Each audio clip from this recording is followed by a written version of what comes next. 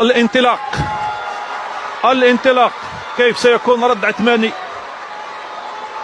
المنعرج قوة، متواجد مع الأوائل لحد الآن. عثماني اسكندر،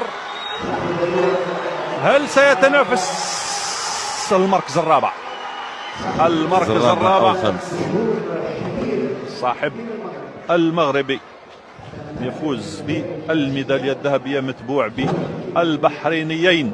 رمية قوية كذلك لليوم شفناه لبودومي 46 متر فاصل 79. نعم، اللي تخليه ان شاء الله يتنافس على المرتبة الثانية ويبقى في المرتبة الثانية. تقريبا 47 يبقى في المركز الثاني والميدالية الفضية.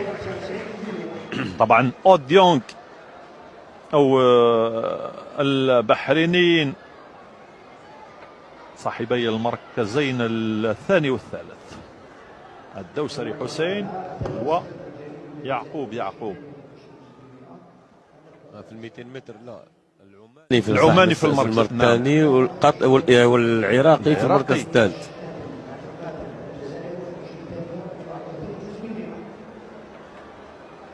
نعم، السعدي محمد من عمان صاحب المركز الثاني، وياسين طه حسين من العراق من العراق صاحب المركز الثالث.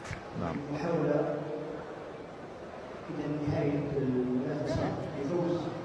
قوة كبيرة في اللحظات الأخيرة. شوفوا كذلك المنافسات عمان والعراق في سباقات السرعة كذلك طوروا كثير كذلك.